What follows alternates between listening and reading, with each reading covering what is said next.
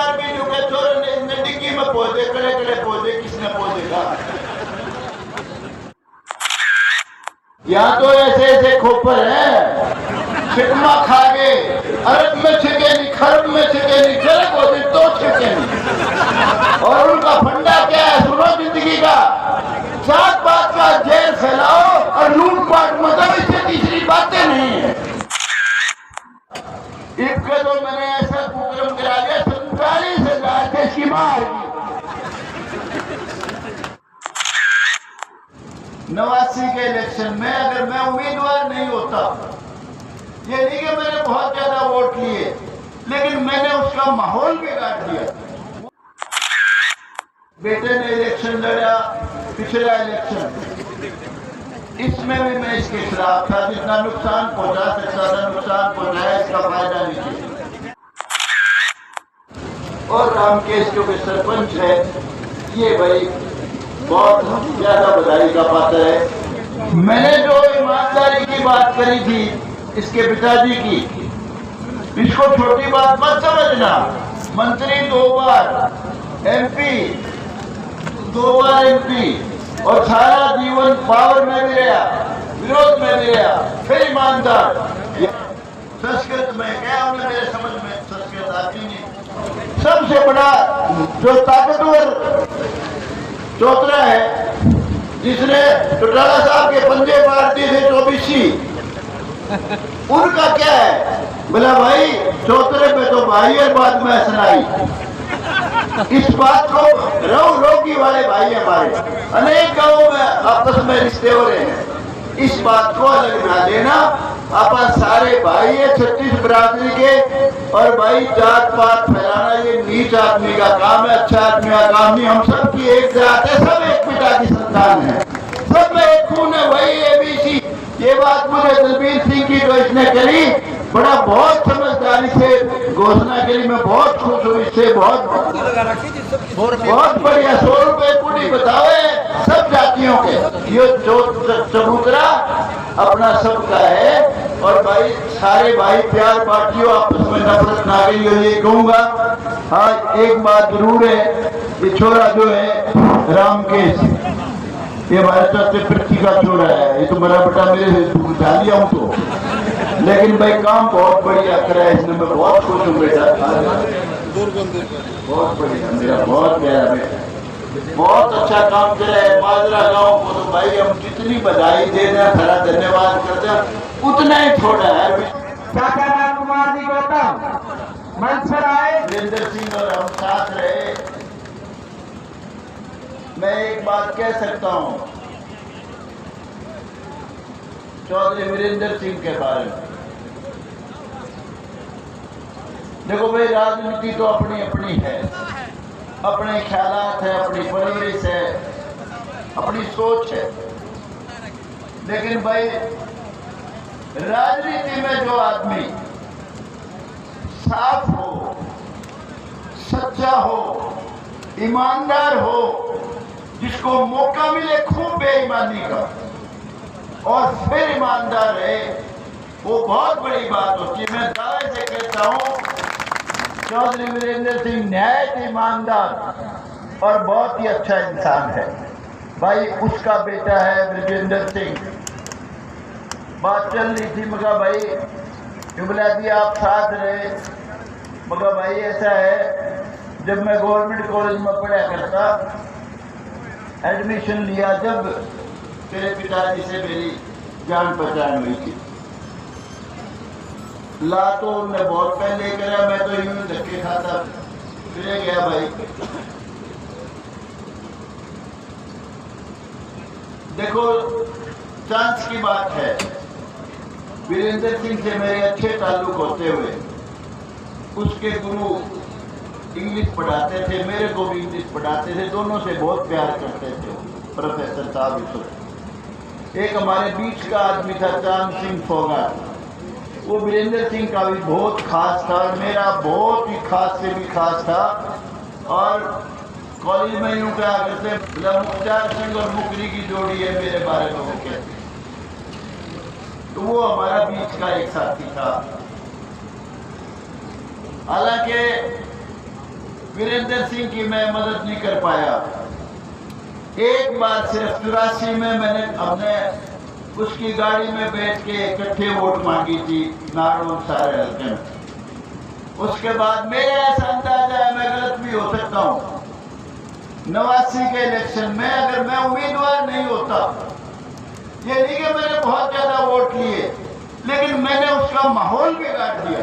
वो 100% MP बनता वीरेंद्र सिंह 89 में। उसके लिए एक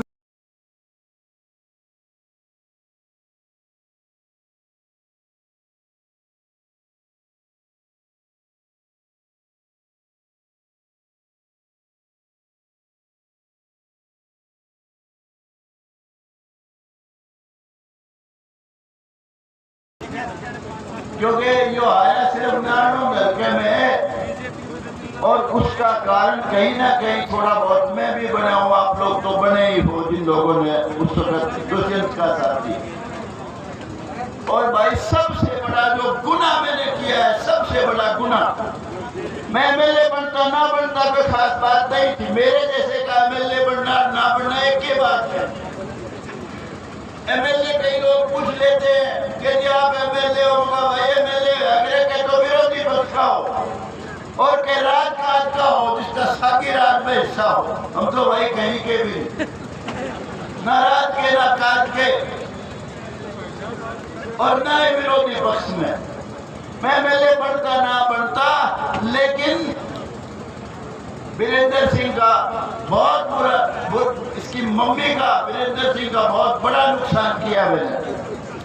आपको याद हो 2009 में ओम प्रकाश चौटाला जी ने इलेक्शन लड़ा था, इसके पिताजी के खिलाफ, वीरेंद्र सिंह के खिलाफ 600-700 वोट से जीता था। इसका तो मैंने ऐसा कुकर्म करा दिया, 47,000 से इसकी मार की। उचाना हल्के में इसकी मां से आ रहा था दुष्यंत, उचाना हल्के में, और उचाना हल्के में विजेंद्र से आ रहा था, और वही 47,000 वोट रिकॉर्ड तोड़ जीत से जीत गया। उसके लिए कहीं ना कहीं मैं भी गुनाहगार। मेरे जैसा MLA की लोड कैसी बनाने की बताओ। लोग आते हैं कि मेरा छोरा लुआ दे, भाई छोरे लुआन का तो राजनेता का वक्त टप लिया। ये तो जो बात पढ़ेंगे वो लगेंगे। किसी MLA की इससे बिना बुरा मानने की जरूरत नहीं है। अब तो ये है जो पढ़ेगा वो लगेगा। भाई मैं देखता हूँ पटीदार भी जो के छोरे ने डिग्गी में पौधे कड़े पौधे किसने पौधे का।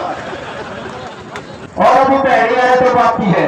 ईश्वर सिंह मलिक 1 लाख रुपए इकट्ठे करके दिए हैं। आए कुंभा निवासियों का पूरी सतरोल खास कमेटी की ओर से, सांसद ब्रजेंद्र सिंह की ओर से, माननीय राम कुमार गौतम की ओर से पूरे कुंभे का हार्दिक अभिनंदन है, स्वागत है। तालियां बजती रहे।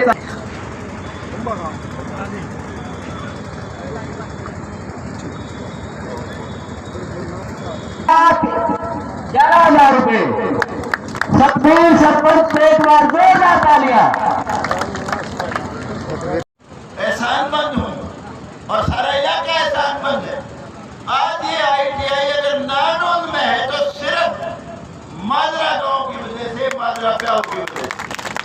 तो आज माजरा, आज जो ईश्वरत राम के सरपंच है, मेरा भतीजा है, मेरे चाचे पिछी का पुत्र है, मेरे पिताजी और कोई पृथ्वी सिंह माजाए भाई जैसे बहुत प्यार था अपना। और जब चेयरमैन बने तो पृथ्वी सिंह का चौधरी सूरज भाल सैनी जो आज इस वक्त यहाँ बैठे थे, उनका विशेष योगदान था उनको चेयरमैन बनाने।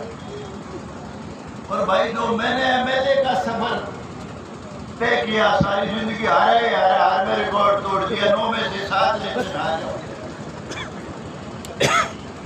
MLA का जो मेरा सफर था उसमें मेरे चाचा पंडित राम जी माजरा के सरपंच थे। हर गांव में जा के पहले भाषण देते थे और अंत में तो जब मेरा मकान का उद्घाटन था, उस वक्त उन्होंने ये भी कहा, संस्कृत में बोला करके, संस्कृत के बड़े 4 वेद के भी ज्यादा थे जानकार। कहने लगे ये मेरा बेटा राम कुमार, ये मेरा लगाया हुआ पौधा है, मुझे उम्मीद है संस्कृत में क्या उन्हें मेरे समझ में संस्कृत आती नहीं, ये लगातार बढ़ेगा, एक दिन बहुत फलदार वृक्ष की तरह से फल भी देगा, छाया भी देगा। घोषणा करी दलबीर सिंह ने। भाई 21 लाख दे दिए, अभी तक मन्ने दिए हैं पर इनका आए नहीं, इतनी झूठ बोले। और भाई रही जहां तक बात ये, जितना मेरा बस चलेगा घोषणा तो करता नहीं, लेकिन जो उसमें दिए सबसे ज्यादा 12 खाप में आज तक, उससे घाट नहीं रेड़ दूंगा, ज्यादा कितने होगी,